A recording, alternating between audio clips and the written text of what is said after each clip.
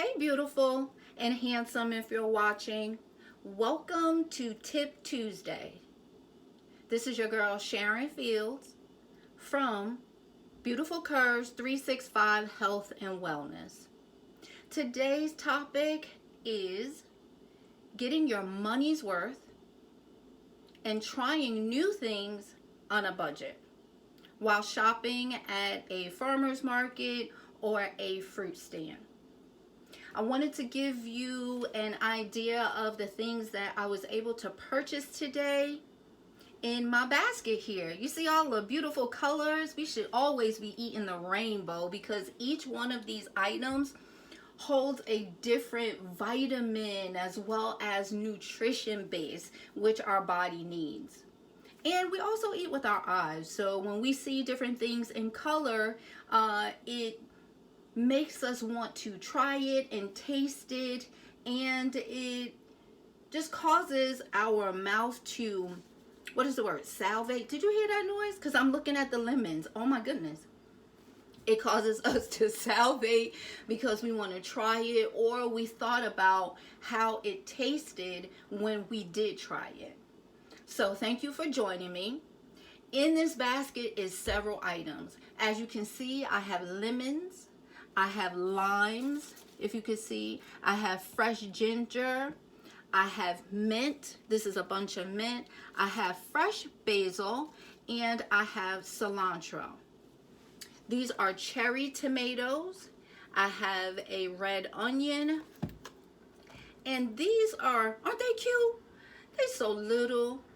Ay, bendito. They're so small. They're cute. Like, I don't want to eat it. I just want to hold it like it's a little baby or something, right? But these are eggplants. And I think the name of them were Holland eggplants. But there are so many different varieties of eggplants at the supermarket, as well as a fresh market, fresh grocer, green grocer, as well as fruit stands. These are spring onions. Some people say Asian onions, Chinese onions. There's a variety of names for them, but these are scallions. That's another term for them. And then you have your zucchini. This is a green zucchini, and there is also a yellow squash. Unlike the butternut squash, which is that big one, or the pumpkin looking one. These are smaller, and they kind of assume the taste of other things that you cook them with. So I just wanted to show you this today because I purchased all of these items for less than $11 at the market, farmer's market that is. And the reason that I wanted to talk to you about this today, because shopping at a farmer's market will give you the opportunity to try things that you never tried before, and you don't have to purchase them in a large quantity. You can purchase one or two, a bag. Like these herbs actually came in individual bags, right? So you could pick the bags, or you can go in and pick a bunch on your own, which is a good thing because a lot of times we fear buying new things because it's going to be a waste of money. Or we go ahead and try it and we purchase it in a quantity that we're not going to use because we never tried it before, or it's something that we don't use on a regular basis and it does go to waste. So again, try purchasing things in smaller quantities and try it and see if it's something that you like. I like the farmer's market for another reason, because there's always a different variety. Sure, there are certain things that they're going to always have, tomatoes and cucumbers and lettuces, but the lettuces and cucumbers as well as the tomatoes and other items are different. They're not always your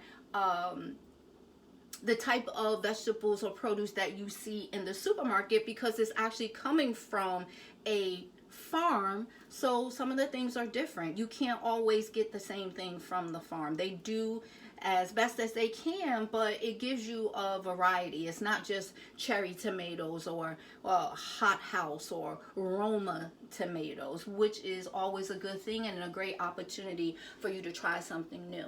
The reason that I chose these items today, lemons and limes are always a great thing to have on hand.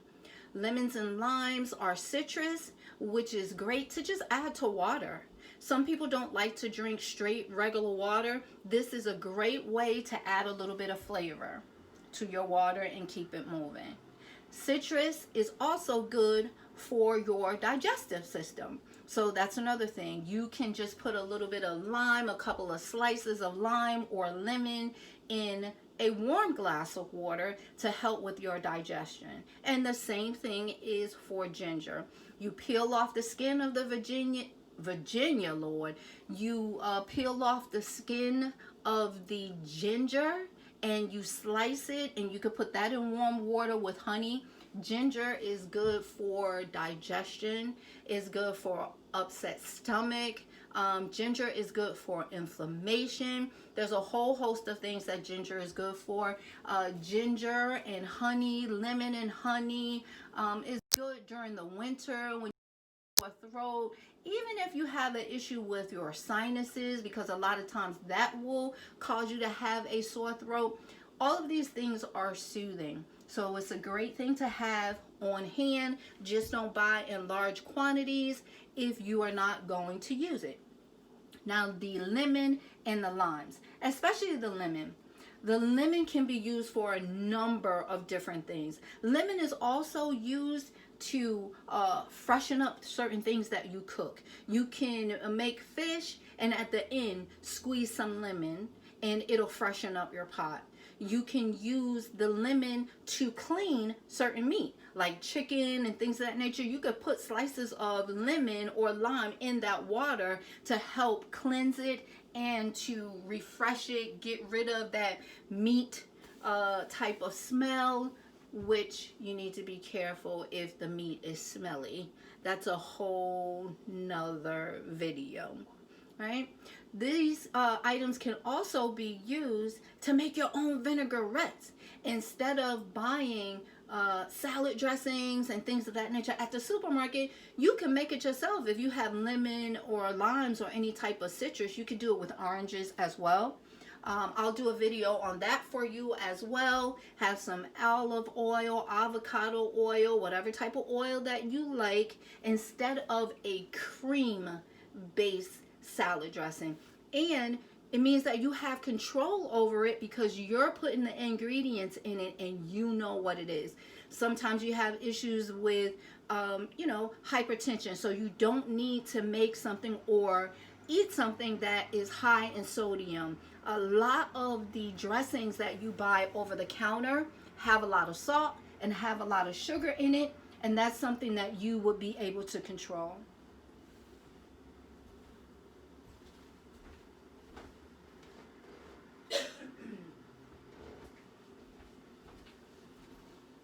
So always keep lemons and lime on hand.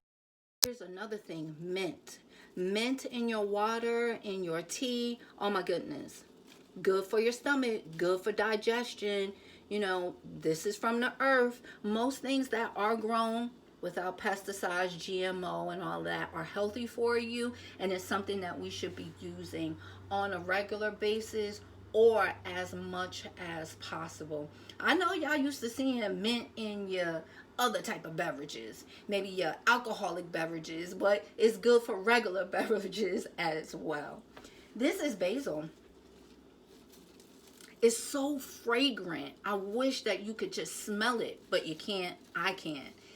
Soon as you open the bag or touch it, it just lightens up the place. Let me tell you another thing about basil. I know that the season is changing, but in the summertime, or if you have other fruits that don't need to be refrigerated, like bananas and things of that nature, basil keeps away the little gnats and mosquitoes. Certain insects, they don't like the smell of it. So if you have a basil plant, you can keep it on your counter, or somewhere in the vicinity, and it'll make sure that the little gnats and the bugs and stuff stay away until you can either eat the fruits or the vegetables that are causing them to come or discard them. This is also good. You can put, most people put basil in Italian dishes, right? You can make your own pesto. You don't have to include nuts in your pesto if that's something that you're allergic to. Here's another one, cilantro. I love this. It smells so good. It's another very fragrant herb, right? I love this in Latin cooking, Caribbean cooking. I love it. I just love it. I love beans. I love beans and lentils and legumes, and I love putting this in the sofrito when I make it, which is a combination of the cilantro and onions and peppers and oregano, which I don't have here today, but that's also something that I normally buy fresh, as well as have the dried on hand. So this is another great herb to have if it's something that you like. Red onions. You know, there's all different types of onions. You got your white ones, your Spanish ones, your Vidalias, if that's how you say it, Vidalia. And I love onions. I love this one especially in my salads. So I'll slice this up and put it in my salads, as well as I'll use the red onion, some cucumbers, right? The vinaigrette that I make on my own, and some olives, and make like a Greek salad. You could also throw any type of cheese that you want in there. You could throw mozzarella if you eat that. If you don't eat any type of cheeses or dairy or any products like that that you are vegan, you can leave that out. But this is another great thing to have. Your red onion can still be used if you don't have any white onion in your recipes. It's just not as fragrant or overpowering in the taste of a regular white onion. So I really do like that. My Asian cooking, Caribbean cooking, right? I like cooking Asian things. Like today I am making my own egg rolls. Now these are vegetarian egg rolls, but you can make egg rolls with any type of meat that you want in my egg rolls. And I'm not sure if I'm going to take that, but I'll tell you right now. In my egg rolls, I use the scallions. I use coleslaw, so I don't have to sit there and try to chop up everything. And I use Asian seasoning, as well as the sesame oil, your ginger, your garlic, and I stir fry that together, right? Not soft. You still want it to have some bite because you don't want to get rid of or cook out all of the nutrients whenever you're cooking vegetables. And I have the wrappers, and I roll it up like a regular egg roll, and I spray it with a little oil spray, not much, and I cook my egg rolls in my whatever you call this thing, fryer, air fryer. That's what it is. I'm sorry, y'all. I cook it in the egg fryer, air fryer, egg roll in the air fryer. My apologies. All right, so this is always a good thing to have. This is good in chili. The weather is changing. You may be making a pot of like 3-bean chili, or some type of chili with chicken or beef, whatever you desire. But this is another thing. If you throw some scallions or green onions on the top with a little bit of sour cream or yogurt and cheese or no cheese, whatever it is that you use, this brings out the flavor as well. Now this is a zucchini. Now I have to tell you, it took me a while before I really got into zucchini, but now I love it. I realized that zucchini really doesn't have a taste of its own.